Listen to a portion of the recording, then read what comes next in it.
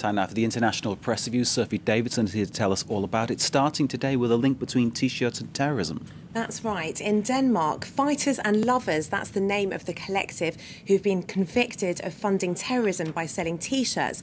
Now, they've been selling T-shirts with the logos of FARC, the Colombian group, and the PFLP, people of the Palestinian group. Now, both of these groups are classified as terrorist organisations by the EU, by the States and by Canada, and part of the proceeds of the T-shirts they've been selling have gone to these groups. Now, Politiken newspaper in Denmark, you can see the picture there with the T-shirt. The article's talking about how the issue has prompted a lot of debate with doubts raised over what the difference is between an organisation fighting an undemocratic regime or a power of occupation. Now, over in Israel, and Haaretz newspaper makes its stance clear with their headline there. 6 Danes convicted of selling T-shirts to fund Palestinian terror. And it underlines in the article how human rights groups and the UN have both listed alleged terrorist acts by FARC and PFLP. OK, what's next?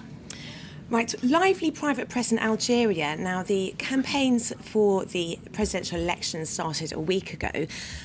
Algeria has a very lively private press. It's not completely free to say what it wants. The private press does what it can. Now, they're pointing out the problems with the one-horse race in Algeria. Liberté focuses on media coverage since the campaigns began. It's called a one-horse race because the major opponents have dropped out of the race, and the ones that have left have been nicknamed hares by the Algerian press, basically because they haven't had as much media coverage as the president has had.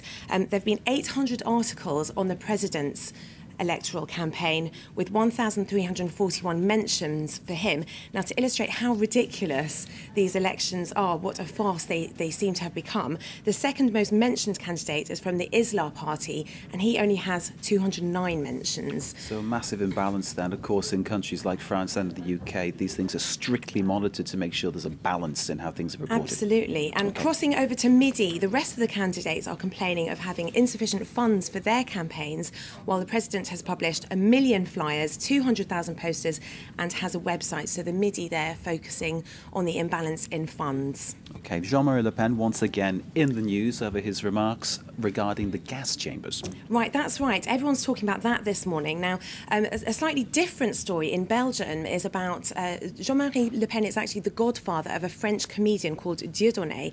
Now, the story in Belgium is that this comedian has had to pay for the security around his own gigs in Belgium. He's known to be very right-wing. There's always protests outside his gigs, and so the authorities in Belgium have made him pay for the security around these gigs. So it's costing him €25,000 to put on his gig, which he's surely not making back in funds. So, you know, not great for him to be associated with Le Pen there. Does he see the funny side of it? No, I'm sure I he think doesn't. a lot of people don't see the funny side with that comedian. Give me the monster burger. Unbelievable. In the Brisbane Times in Australia, they talk about this story. In the States, it's in Michigan.